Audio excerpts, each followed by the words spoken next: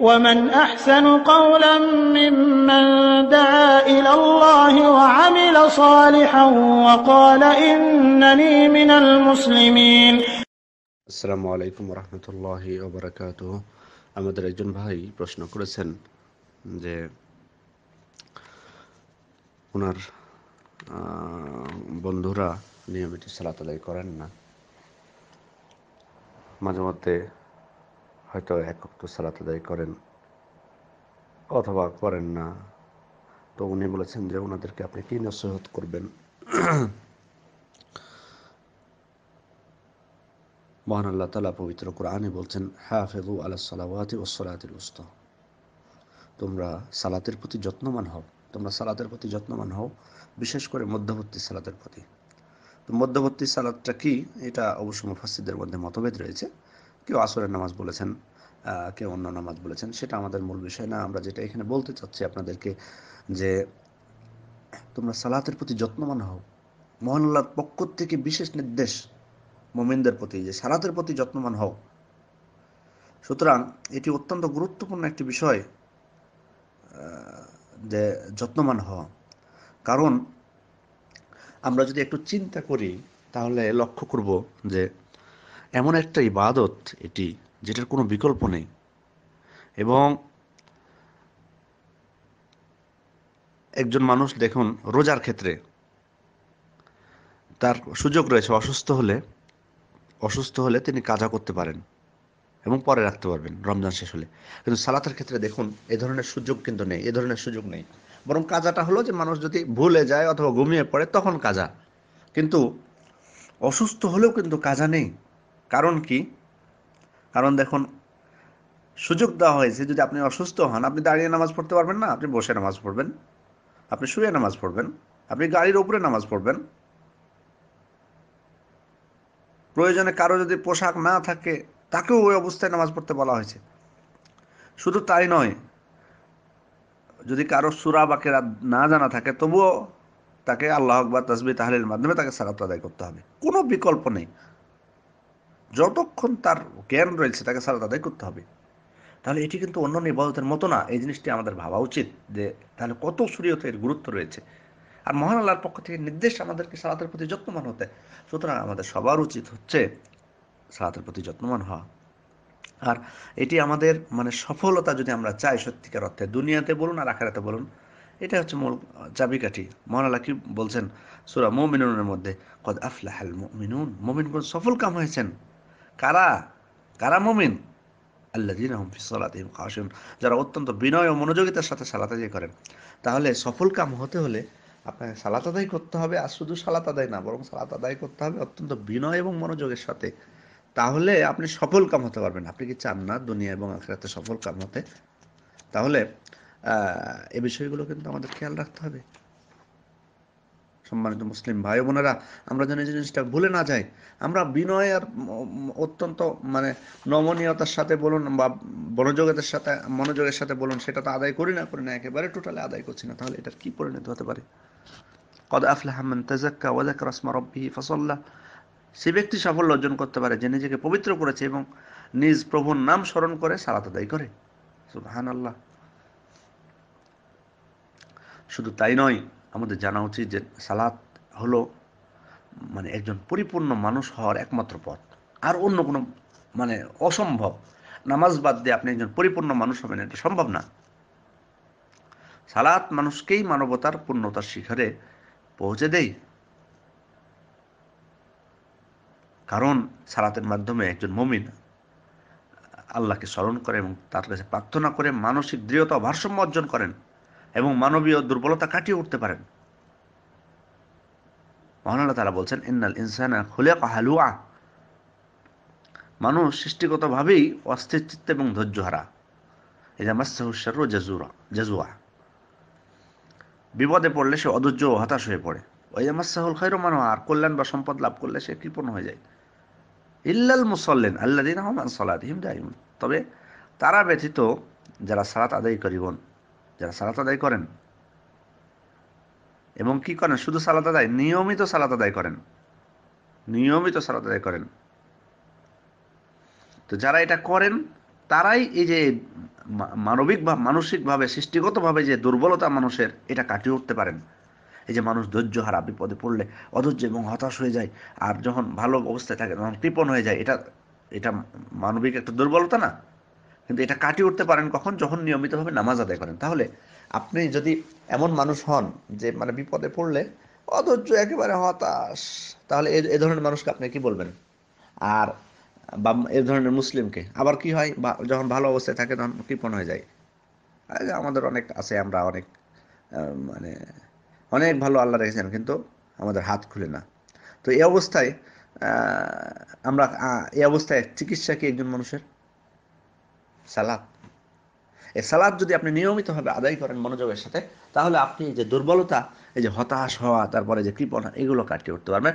এটা আমার কথা না, এটা আমার কথা না, এটা মহান আল্লাহ তাআলা বলেছেন। যেমন সূরা সূরা মাআরিজের মধ্যে, সূরা মাআরিজের 19 এবং 22, 19 থেকে 22 নম্বর আয়াত, 19 থেকে 22 নম্বর আয়াত। সুতরাং এই বিষয়টি যেন আমরা মনে রাখি। আমাদের মানে এই এই এই আয়াতগুলো জানাই যথেষ্ট। আমরা হয়তো মানে মানে ইসলামের মুসলিম হিসেবে আমরা তো জানি যে কুফর এবং ইমানের মধ্যে পার্থক্য হচ্ছে সালাত। বাইনা রাজুল বাইনা শিরক ওয়াল কুফরি তারকুস সালাত। একজন মানুষও কুফরি এবং শিরকের মধ্যে রয়েছে কি? নামাজ ত্যাগ করা, সালাত ত্যাগ করা। সহিহ মুসলিমের হাদিস এটা, মান তারাকা সালাহ ফাকাদ কাফারা। যে ব্যক্তি নামাজ ছেড়ে দিল সে কাফের হয়ে গেল। এগুলো তো আমরা জানি, কিন্তু দেখুন, শুধু তাই নয়, আপনি মুসলিম হতে হলে তো আপনাকে পড়তেই হবে। আপনি একজন পরিপূর্ণ মানুষ হতে চাইলে মানে এবং মানে একটা মানবতার যে একটা উচ্চতা আছে বা শেষ পর্যায়ে আছে, সেটাতে পৌঁছতে হলে আপনাকে সালাত আদায় করতেই হবে, করতেই হবে। সেটাও আমরা বুঝলাম। আর আমরা কত গুনাহগার করি, গুনাহগার বান্দা, এগুলো সালাত ছাড়া আমরা মাফ করবো কি করে? রাসূল সাল্লাল্লাহু আলাইহি ওয়াসাল্লাম বলছেন, আর আইতুম লাউ আন্না নাহরান বিবাবি আহাদিকুম يغتسل فيه كل يوم 5 ما تقول ذلك يبقي من درنه فقالوا لا يبقي من درنه شيئا قال فذلك مثل الصلوات الخمس يمحو الله به الخطايا। সহিহ বুখারীর হাদিস, সহিহ মুসলিমের হাদিস, যে যদি তোমাদের কারো বাড়ির দরজায় একটি নদী থাকে, সেখানে প্রতিদিন সে 5 বার গোসল করে, তবে কি তার দেহে কোনো ধুলা ময়লা অবশিষ্ট থাকবে? সাহাবায়ে কেরাম বলেন, না, তার ধুলা ময়লা কিছু অবশিষ্ট থাকবে না। 5 বার গোসল করলে আপনি দিনে, তার ধুলা ময়লা থাকবে নাকি? তখন রাসূল সাল্লাল্লাহু আলাইহি ওয়াসাল্লাম বলেন যে 5 ওয়াক্ত সালাতও এরকমই, এগুলোর মাধ্যমে আল্লাহ তাআলা বান্দার পাপ ক্ষমা করে দেন। আপনার পাপ ক্ষমা করে দিবেন, সব পাপ ইনশাআল্লাহ ক্ষমা করে দিবেন। সুতরাং আমরা যেন এই বিষয়টি মনে রাখি। আরেকটা বিষয়, যে আমাদের অনেকে বলে থাকেন নামাজ না পড়লে ভালো মানুষ হওয়া যায়। এটা অসম্ভব, এই জিনিসটা অসম্ভব। কারণ মহান আল্লাহ তাআলা বলেছেন, ইন্নাস সালাতা তানহা আনিল ফাহশাই ওয়াল মুনকার। সালাতে মানুষকে গহির্ত অশ্লীল কাজ থেকে এবং অন্যায় কাজ থেকে দূরে রাখে, বিরত রাখে। অতএব আপনি বলবেন যে আমি সালাত পড়ি না, আপনার এই সালাত আদায় করছেন না, আপনি তো আপনার ইসলামই টিকে থাকছে না। এই জিনিসটা তো আপনার খেয়াল করতে হবে।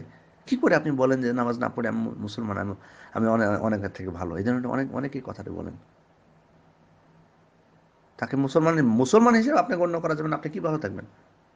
কারণ সাহাবায়ে কেরাম, হয়তো অনেকে আপনারা বলবেন যে আমরা তো অস্বীকার করি না, না, স্বীকার করেও যারা সালাত আদায় করেন না, তাদেরকেও সাহাবায়ে কেরাম তারা কাফের বলে গণ্য করতেন। কানা আসহাবু মুহাম্মাদিন সাল্লাল্লাহু আলাইহি ওয়াসাল্লাম লা ইয়ারাউনা শাইআন মিনাল আমালি তারকু কুফরান গায়রাস সালাত।